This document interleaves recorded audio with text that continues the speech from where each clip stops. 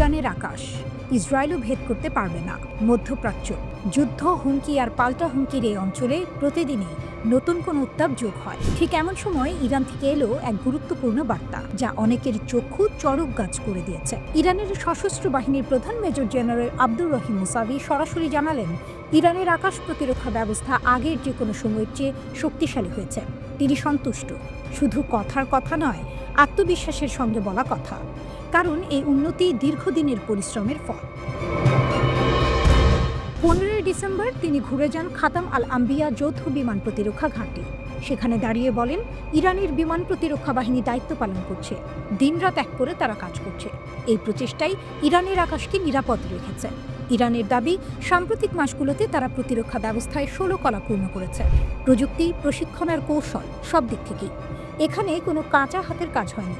বিজ্ঞানী, গবেষক, সেনা কমান্ডার আর প্রতিরক্ষা শিল্প সবাই মিলে এক মণিকাঞ্চন যোগ তৈরি করেছে। এই বক্তব্য এমন সময় এলো যখন জুন মাসে ইরানের ওপর ইসরায়েল ও যুক্তরাষ্ট্রের হামলার ঘটনা ঘটে।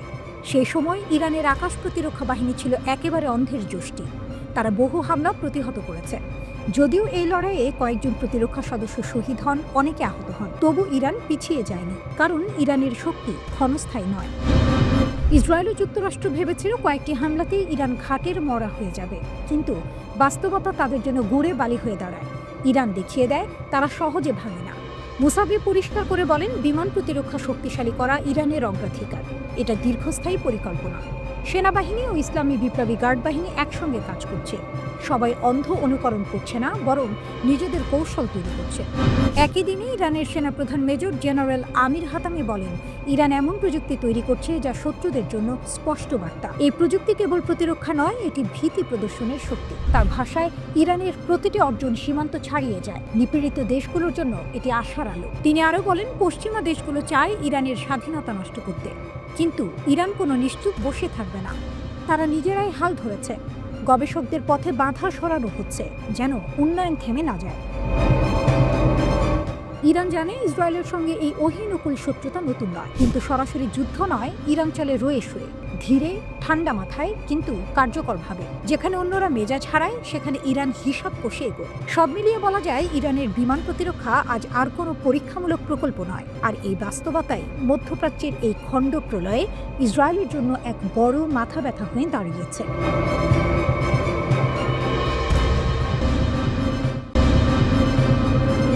ইরানের সর্বোচ্চ নেতা খামেনির সহযোগী পররাষ্ট্রমন্ত্রী আব্বাস আরাগচি সম্প্রতি মার্কিন যুক্তরাষ্ট্রের বিরুদ্ধে তীব্র আক্রমণ করেছেন। একই সময় তিনি ভেনেজুয়েলার প্রতি সমর্থনও প্রকাশ করেছেন।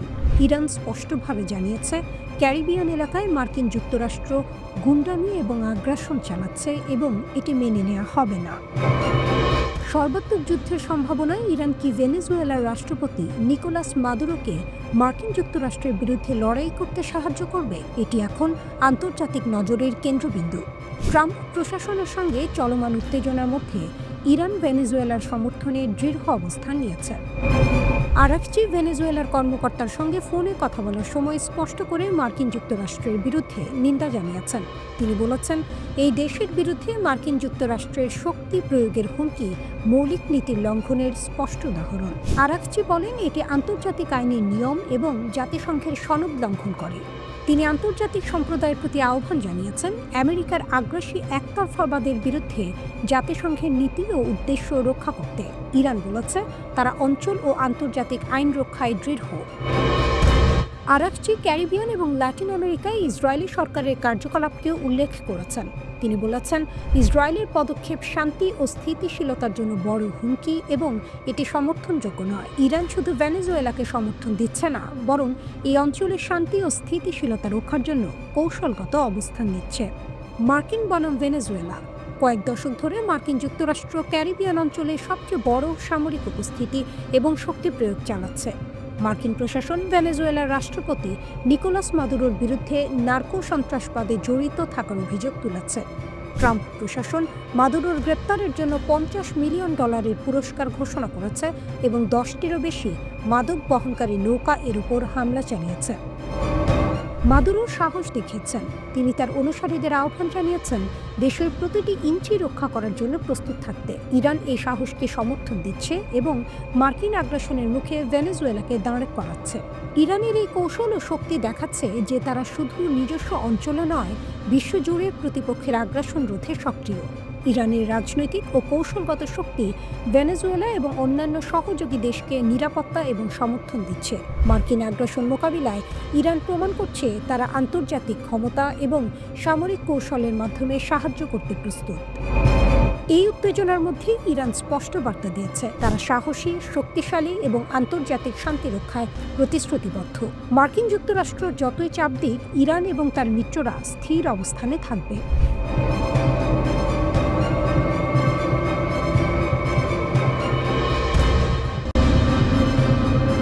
তেহরানের কণ্ঠে আজ এক নতুন বার্তা। এ যেন কূটনীতির আড়ালে বাজছে যুদ্ধের ঢোল। ইরান বলছে মধ্যপ্রাচ্য এখন আর কেবল উত্তেজনা নয়, ইসরায়েলের সঙ্গে এক প্রকৃত আঞ্চলিক যুদ্ধে নিমজ্জিত। তেহরানে এক সংবাদ সম্মেলনে ইরানের পররাষ্ট্র মন্ত্রণালয়ের মুখপাত্র ইসমাইল বাঘাই কানি বলেন, এটা আর হুমকির পর্যায়ে নেই, আমরা এখন বাস্তব যুদ্ধে আছি, ইহুদিবাদী শাসনের বিরুদ্ধে। তিনি জানান 2 বছরেরও বেশি সময় ধরে ফিলিস্তিনে চলছে নির্মম গণহত্যা।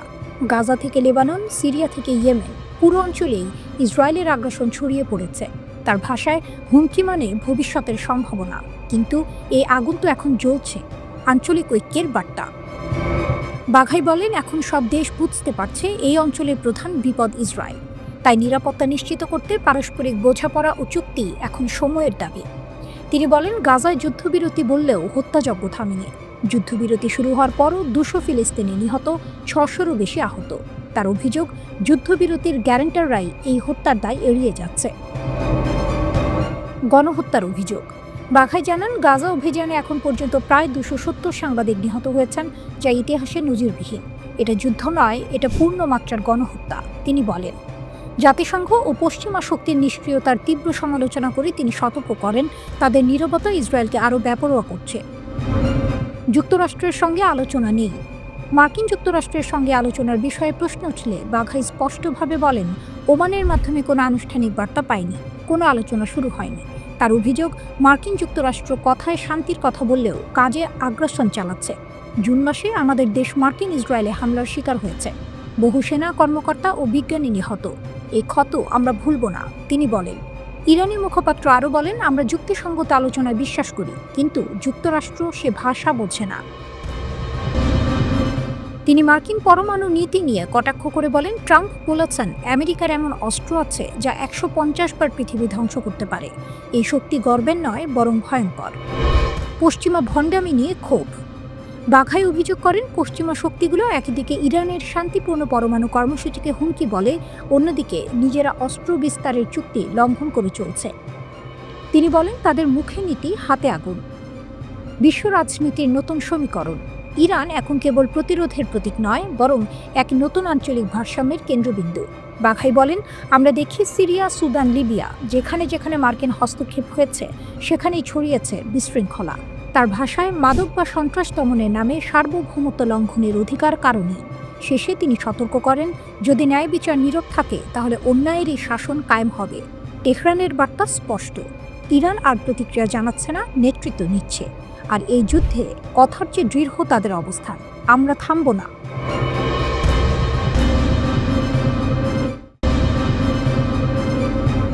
যুক্তরাষ্ট্র লাতিন আমেরিকায় নতুন সামরিক অভিযান শুরু করতে যাচ্ছে। মার্কিন প্রতিরক্ষামন্ত্রী পিট হেগসেথ এই ঘোষণা দেন। তিনি বলেন, লাতিন আমেরিকা থেকে তৎপর মাদক সন্ত্রাসীদের দমন করতে ওয়াশিংটন নতুন একটি বড় অভিযান চালানোর সিদ্ধান্ত নিয়েছে। সাম্প্রতিক সময়ে লাতিন আমেরিকার সমুদ্র এলাকায় যুক্তরাষ্ট্র তাদের সামরিক উপস্থিতি আরও বাড়িয়েছে, কিছু ছোটখাটো সামরিক অভিযানও পরিচালনা করেছে। এতে উদ্বেগ তৈরি হয়েছে যে যুক্তরাষ্ট্র এবার স্থলপথেও হামলা চালাতে পারে। এমন হামলা হলে পুরো অঞ্চলে সংঘাত আরও বিস্তৃত হওয়ার আশঙ্কা রয়েছে। এই পরিস্থিতির মধ্যেই ওয়াশিংটন নতুন অভিযানের ঘোষণা দিয়েছে।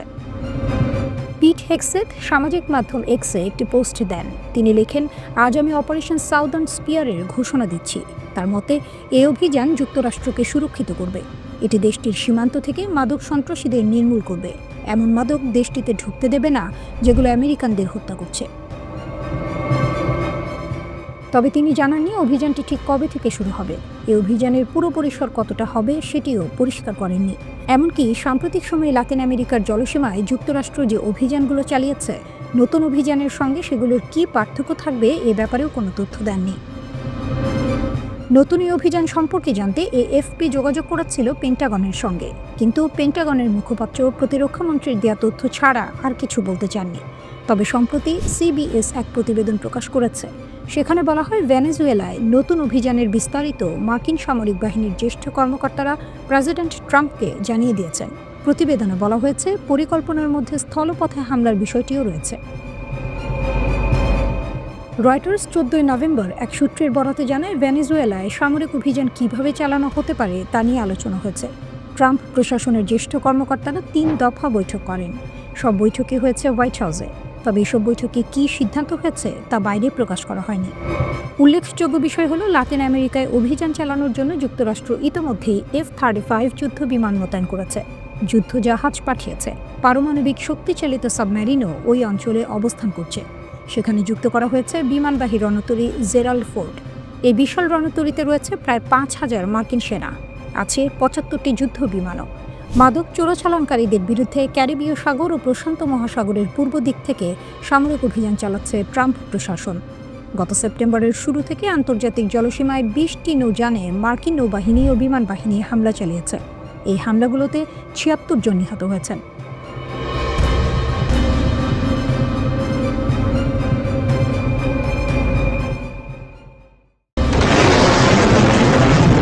ইরানের বিপক্ষে যুদ্ধে মার্কিন ইসরায়েলি মিসাইল ঘাটতি। গত জুনের যুদ্ধের মাত্র এক সপ্তাহ পরে রিপোর্টে দেখা যায়, ইসরায়েলের হাতে কেবল 12 দিনের বিমান প্রতিরক্ষা মিসাইল মজুদ বাকি ছিল। 18 জুন যুদ্ধের 5 দিন পর এক মার্কিন কর্মকর্তা ওয়াল স্ট্রিট জার্নালকে বলেন, ইসরায়েলের উন্নত অ্যারো সিস্টেমের সরবরাহ দ্রুত ফুরিয়ে আসছে।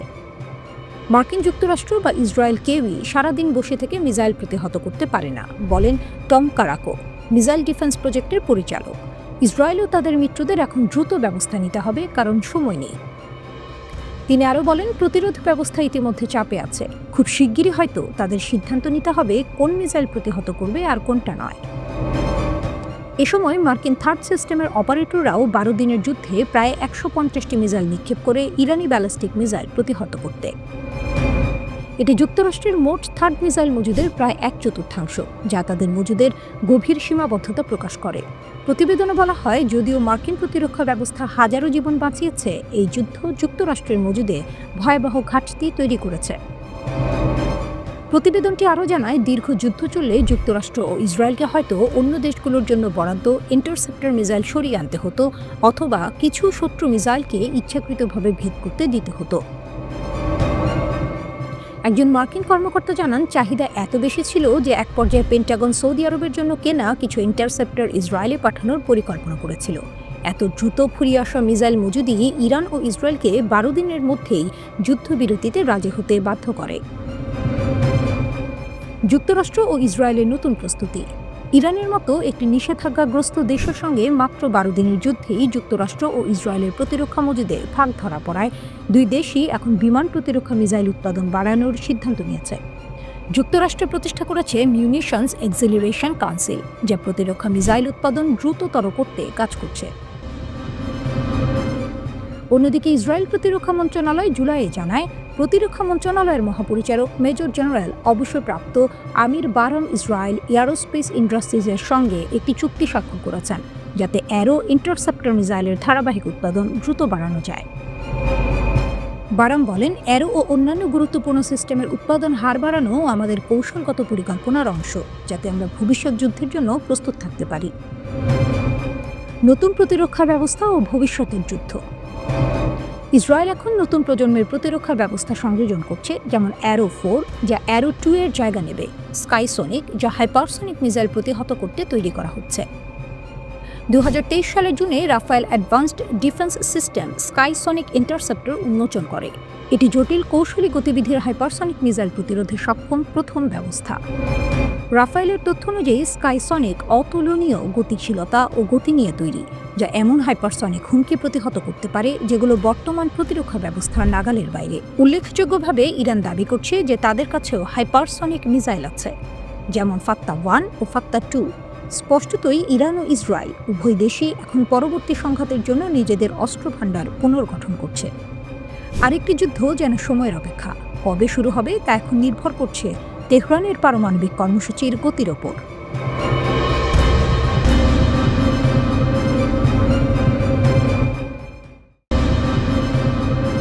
যুদ্ধের দামামা, ভেনেজুয়েলার হুঙ্কার, ক্যারিবিয়ান সাগর বন্ধের হুমকি, হঠাৎ সামরিক সজ্জা, রাতের আধারে রণক্ষেত্রের পথে 2 লাখ সৈন্য। মার্কিন যুক্তরাষ্ট্রের সঙ্গে চরম উত্তেজনার আবহে এমনটাই ঘোষণা করেছে ভেনেজুয়েলা। ক্যারিবিয়ান সাগর এখন যেন বারুদের স্তূপ। ভয়ঙ্কর এক আন্তর্জাতিক সংঘাতের আশঙ্কা তৈরি হয়েছে।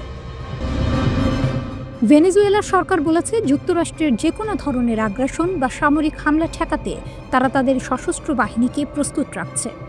ডোনাল্ড ট্রাম্প গত জানুয়ারিতে মার্কিন প্রেসিডেন্ট হিসেবে দ্বিতীয় মেয়াদে দায়িত্ব নেওয়ার পর থেকে ভেনেজুয়েলা ও যুক্তরাষ্ট্রের মধ্যে উত্তেজনা বৃদ্ধি পেয়েছে।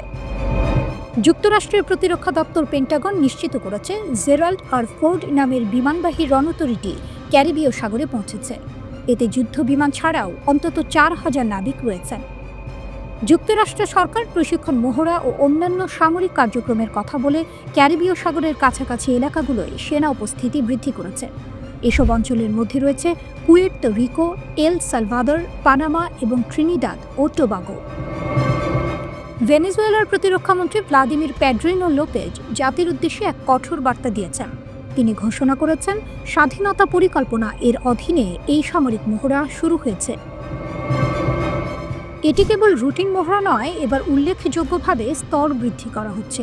স্থল, নৌ ও বিমান বাহিনী, এমনকি সকল প্রকার ক্ষেপণাস্ত্র ব্যবস্থাও মোতায়েন হচ্ছে। তিনি একে উচ্চতর পর্যায় বলে উল্লেখ করেছেন। সৈন্যরা তাদের ব্যারাক ছেড়ে রাস্তায় নেমে এসেছে, মিলিশিয়ারাও প্রস্তুত। দেশটির দাবি, মাদক পাচারকারী ও সশস্ত্র সন্ত্রাসী গোষ্ঠীর হুমকির বিরুদ্ধে এই ব্যবস্থা।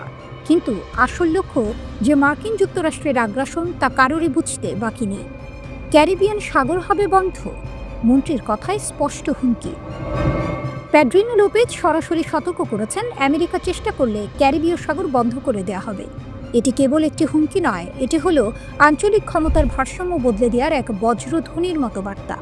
ভেনেজুয়েলা মনে করছে, ওয়াশিংটন ক্যারিবিয়ান অঞ্চলে ঘৃণা, শ্রেষ্ঠত্ববাদ এবং সামরিক শক্তি ব্যবহার করে তাদের স্বার্থ সিদ্ধি করতে চাইছে। তারা কঠোর প্রতিক্রিয়ার জন্য প্রস্তুত।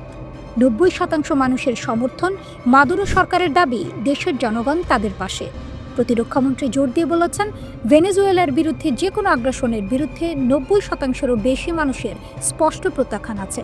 এই বিপুল জনসমর্থনই তাদের আসল শক্তি। যারা এই সংঘাতকে সমর্থন করে, মন্ত্রী তাদের জাতীয়তা হারানো ফ্যাসিবাদী গোষ্ঠী বলে আখ্যা দিয়েছেন। দেশের অভ্যন্তরেও বিভেদ দূর করার চেষ্টা চলছে। মন্ত্রী আরও উল্লেখ করেন, মার্কিন সামরিক বাহিনী আজকাল ভাড়াটে খুনি হিসেবে ব্যবহৃত হচ্ছে।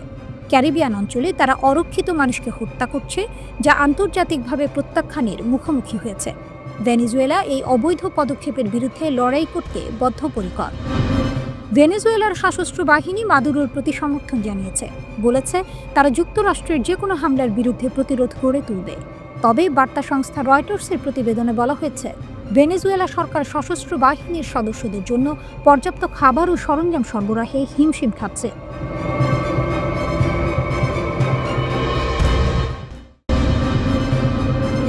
পশ্চিমের আকাশে এখন ঘন মেঘ।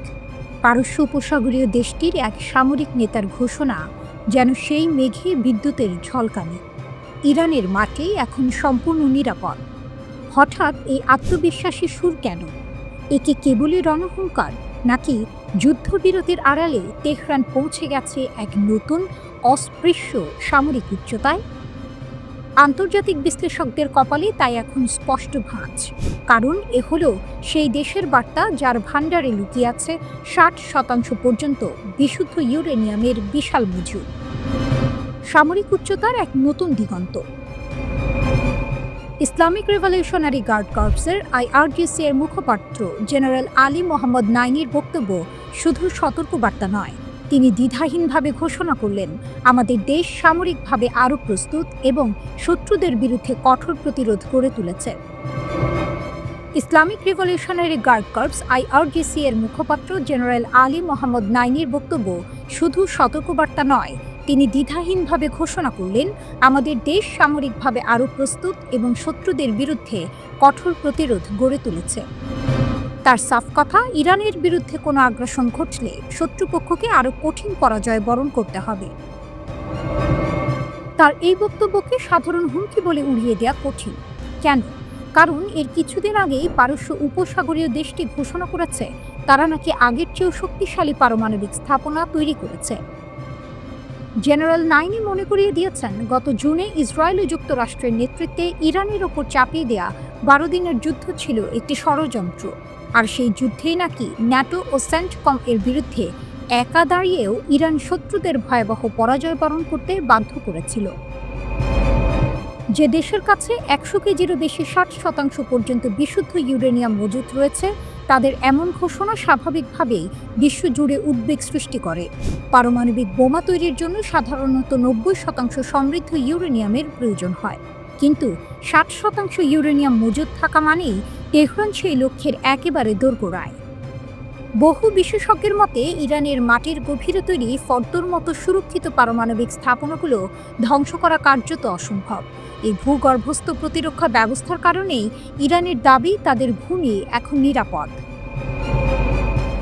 পশ্চিমা শক্তিগুলো স্বাভাবিকভাবেই উদ্বিগ্ন। এই ঘোষণাকে তারা আন্তর্জাতিক শান্তি ও স্থিতিশীলতার জন্য একটি গুরুতর হুমকি হিসেবে দেখছে। তাদের আশঙ্কা, ইরান এই সামরিক আত্মবিশ্বাসকে কাজে লাগিয়ে পারমাণবিক বোমা তৈরির পথে আরও দ্রুত হাঁটতে পারে। যদিও ইরান বরাবরই তাদের পারমাণবিক কর্মসূচিকে শান্তিপূর্ণ উদ্দেশ্য প্রণোদিত বলে দাবি করে, তবে 60% ইউরেনিয়ামের মজুত এবং নতুন করে সামরিক উচ্চতার ঘোষণা কূটনৈতিক টেবিলে নতুন করে চাপ সৃষ্টি করেছে। প্রশ্ন হলো, যুদ্ধবিরতির এই নীরব সময়ে ইরান কি সত্যিই সেই সামরিক গভীরতা অর্জন করেছে যেখানে পশ্চিমা শক্তির আঘাত পৌঁছানো কার্যত অসম্ভব, নাকি এটি কেবলই মনোবলে চিড়ি ধরানো এক কৌশল? ইসরায়েলি হামলায় ক্ষতিগ্রস্ত পারমাণবিক স্থাপনাগুলো পুনর্গঠনের ঘোষণা দিয়েছে ইরান। ইরানের পারমাণবিক শক্তি সংস্থা পরিদর্শনের সময় দেশটির প্রেসিডেন্ট মাসুদ পেজেশকিয়ান জানান, এসব স্থাপনা আগের চেয়েও বেশি শক্তিশালীভাবে পুনর্নির্মাণ করা হবে। তিনি আরও বলেন, ইরানের কখনোই পারমাণবিক অস্ত্র অর্জনের ইচ্ছা ছিল না, এখনও নেই। প্রেসিডেন্ট পারমাণবিক স্থাপনাগুলোর সর্বশেষ অবস্থা সম্পর্কে ব্রিফিং গ্রহণ করেন। তিনি সতর্ক করে বলেন, কোনো স্থাপনা ধ্বংস হলেও ইরান পিছু হটবে না, কারণ ইরানি বিজ্ঞানীরা প্রয়োজনীয় সকল জ্ঞান ও দক্ষতা অর্জন করে রেখেছেন।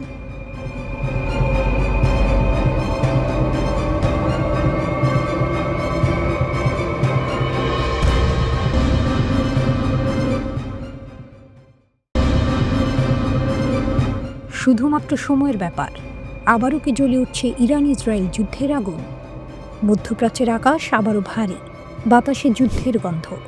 বিশ্লেষকরা বলছেন, এটা কেবল সময়ের ব্যাপার। নতুন এক বিস্ফোরক প্রতিবেদন ছুড়ে দিয়েছে নিউ ইয়র্ক টাইমস। দাবি, ইরানের হাতে এখন 11টি পারমাণবিক বোমা তৈরির মতো ইউরেনিয়াম আছে, যে প্রমাণে কেঁপে উঠেছে ওয়াশিংটন, আতঙ্কে দুলছে তেল আবিব। আর তবুও প্রেসিডেন্ট ডোনাল্ড ট্রাম্পের কণ্ঠে গর্ব, আমরা ইরানের পরমাণু কর্মসূচি সম্পূর্ণ ধ্বংস করেছি। তিনি বলেন, অপারেশন মিডনাইট হ্যামারে 7টি B-2 বোমারু বিমান উড়েছিল, 14টি বোমা পড়েছিল ইরানের গোপন স্থাপনায়, সব ধ্বংস। কিন্তু বাস্তব বলছে অন্য কথা। কয়েক মাস পরেই নিউ ইয়র্ক টাইমস জানায়, ইরানের পারমাণবিক স্থাপনাগুলো এখনও টিকে আছে। মার্কিন ও ইসরায়েলি হামলায় ক্ষতিগ্রস্ত হলেও ইরানের মূল ইউরেনিয়াম মজুদ বেঁচে আছে। একই সঙ্গে রহস্য আরও ঘনীভূত হয়েছে। কোথায় লুকিয়ে আছে সেই প্রাণঘাতী ভাণ্ডার? ইসরায়েল বলছে ইরান সেগুলো সরিয়ে নিয়েছে গোপন স্থানে। তেহরান বলছে সব ধ্বংস হয়েছে, কিন্তু গোয়েন্দারা বলছেন ইরানের পাহাড়ের নিচে গড়ে উঠছে নতুন এক কেন্দ্র, পিকাক্স মাউন্টেন। সেখানে চলছে 24 ঘন্টা সমৃদ্ধকরণের কাজ। বিদ্যুৎ, লোহার শব্দ, যন্ত্রের গর্জন, সব মিলিয়ে প্রস্তুত হচ্ছে এক নতুন শক্তি। ইরান আন্তর্জাতিক পরিদর্শকদের প্রবেশাধিকার দিচ্ছে না। বিশ্ব তাকিয়ে আছে আর তেহরান নীরবে কাজ করছে। ফলে তৈরি হয়েছে এক বিপজ্জনক অচলাবস্থা। কোনো আলোচনা নেই, নেই কোনো তদারকি, শুধু আছে ভয়, রোষ আর অপেক্ষা। গালফের দেশগুলোও এখন ঘুমাতে পারছে না। সৌদি আরব ও মিশর আমেরিকার দ্বারে দ্বারে ঘুরছে। তাদের আশঙ্কা ইসরায়েল শিগগিরই আবার আঘাত হানবে। আর ইরান যদি প্রতিশোধ নেয় তবে সেই আগুন ছড়িয়ে পড়বে মরুভূমি জুড়ে। ইরানের ক্ষেপণাস্ত্র কারখানাগুলো আজ নিদ্রাহীন। রাতভর কাজ করছে হাজার ইঞ্জিনিয়ার। গোয়েন্দা সূত্র বলছে, ভবিষ্যতের যুদ্ধে ইরান 2000 ক্ষেপণাস্ত্র নিক্ষেপে প্রস্তুত। প্রতি ঘন্টায় তৈরি হচ্ছে নতুন অস্ত্র। ইরানের পররাষ্ট্রমন্ত্রী ইতিমধ্যেই সতর্ক করেছেন, ইসরায়েল যদি আবার ভুল করে তার ফল হবে ভয়াবহ। এদিকে ইরানের ভেতরেও দ্বন্দ্ব বাড়ছে। কেউ বলছে আলোচনায় ফিরে যাওয়া উচিত, অন্যরা বলছে এখন সময় প্রতিশোধের। তবু এক জিনিসে সবাই একমত, ইরান আজও দাঁড়িয়ে আছে, ক্ষতবিক্ষত কিন্তু অদম্য। বিশেষজ্ঞরা বলেন, ইরানের পরমাণু কর্মসূচি ক্ষতিগ্রস্ত হলেও ধ্বংস হয়নি, আর সেটাই বিশ্বের উদ্বেগ। আয়াতুল্লাহ খামেনির কণ্ঠে এখন অগ্নিবাণী, আমেরিকা কখনোই শান্তি চায় না, ওরা চায় আত্মসমর্পণ। এই বক্তব্যের পর নতুন করে বন্ধ হয়েছে সব আলোচনা। এখন গালফের রাজ্যগুলো তাদের প্রতিরক্ষা জোরদার করছে। গাজা নিয়ে দৃষ্টি সরিয়ে রাখলেও সবাই জানে, ইরানের ঝড় এলে কেউ রেহাই পাবে না। ইসরায়েল বলছে আমরা প্রস্তুত, ইরান জবাব দেয় আমরাও। আর এই দুই শব্দের মাঝেই কাঁপছে মধ্যপ্রাচ্য। ক্ষেপণাস্ত্র লোড, জ্বালানি প্রস্তুত। আকাশ যেন নিঃশ্বাস আটকে রেখেছে, কারণ সবাই জানে যুদ্ধ এখন শুধু সময়ের অপেক্ষা।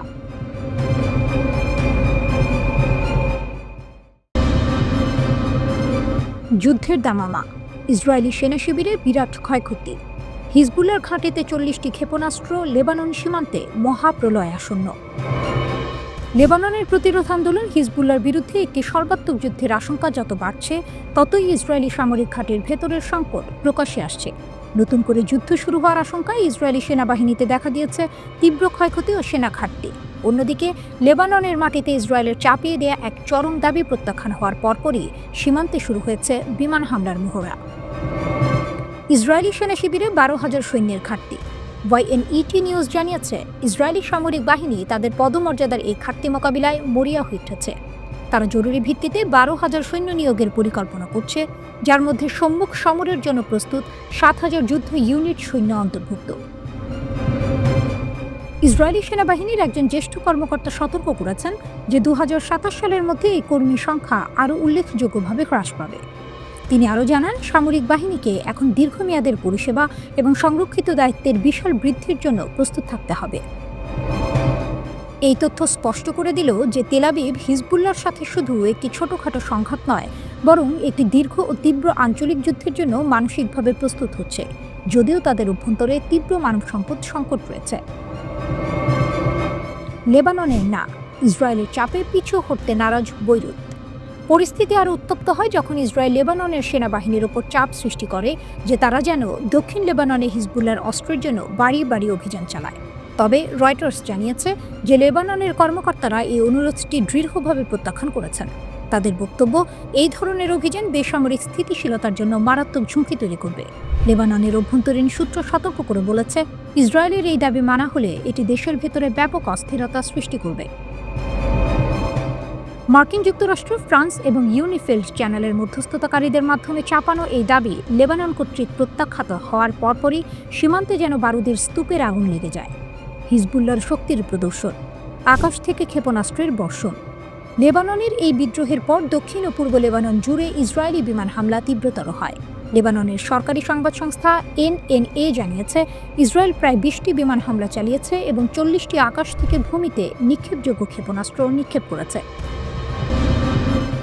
এই বিশাল আকারের হামলায় লেবাননের নিরাপত্তা সূত্র নিশ্চিত করেছে যে সারাফান বাইসারি এলাকায় একটি লক্ষ্যবস্তু ড্রোন হামলায় হিজবুল্লাহর স্থানীয় কমান্ডার সামির আলী ফাকি নিহত হয়েছেন। একজন কমান্ডারকে লক্ষ্য করে 40টি ক্ষেপণাস্ত্রের ব্যবহার এটাই প্রমাণ করে যে হিজবুল্লাহর সামরিক শক্তি এবং উপস্থিতি ইসরায়েলের কাছে কতটা বড় মাথা ব্যথার কারণ। হিজবুল্লাহর রাজনৈতিক শাখা এই হামলার মুখেও তাদের অবস্থান থেকে এক চুলও সরতে রাজি নয়। তারা স্পষ্ট জানিয়েছে, তাদের অস্ত্রগুলি ভবিষ্যতের হুমকির বিরুদ্ধে লেবাননকে রক্ষা করার জন্য কেন্দ্রবিন্দুতে থাকবে। আঞ্চলিক পর্যবেক্ষকরা সতর্ক করেছেন যে যদি কূটনৈতিক প্রচেষ্টা ব্যর্থ হয় তবে এই সীমান্ত সংঘাত শীঘ্রই একটি বড় আকারের যুদ্ধে রূপ নিতে পারে। যার প্রভাব সমগ্র মধ্যপ্রাচ্যে ছড়িয়ে পড়বে।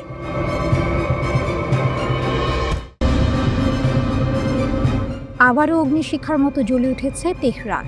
একদিকে মার্কিন চাপ, অন্যদিকে ইসরায়েলের অবিরাম উস্কানি। কিন্তু ইরানের কণ্ঠ আজ কঠোর, স্পষ্ট ও গর্বে ভরা। আমরা থামব না। এক উত্তাল সাক্ষাৎকারে ইরানের পররাষ্ট্রমন্ত্রী আব্বাস আরাকচি যেন আগুনে ঘি ঢেলে দিলেন।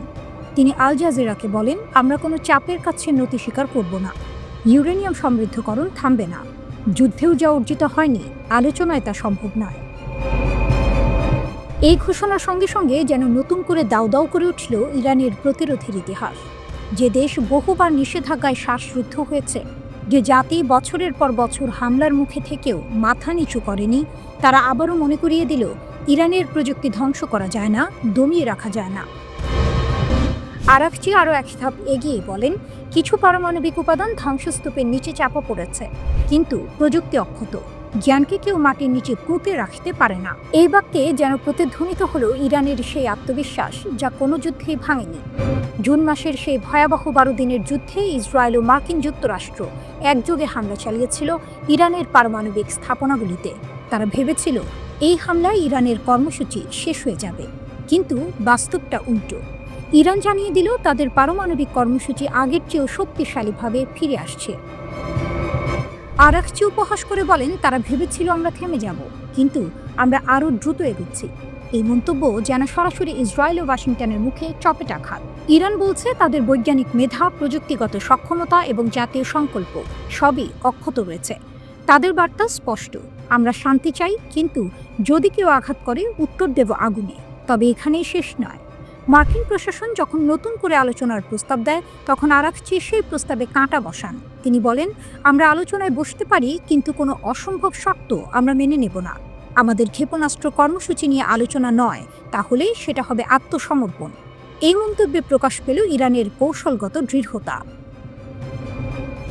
তারা জানে মার্কিন যুক্তরাষ্ট্র চায় ইরানের প্রতিরক্ষা শক্তিকে দুর্বল করতে, কিন্তু তেহরান তার হাতের অস্ত্র কখনো ছাড়বে না। সম্প্রতি যুক্তরাজ্য, ফ্রান্স ও জার্মানি, এই 3 ইউরোপীয় দেশ আবারও পুরনো নিষেধাজ্ঞা ফিরিয়ে এনেছে।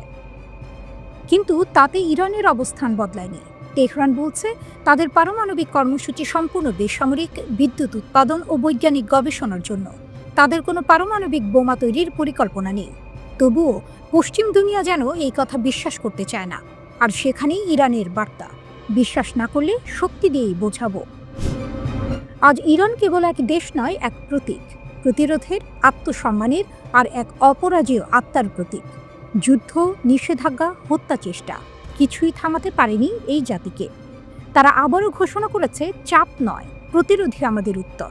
ইরান আবারও প্রমাণ করল, বোমায় ভবন ভাঙা যায়, কিন্তু জাতির মনোবল নয়।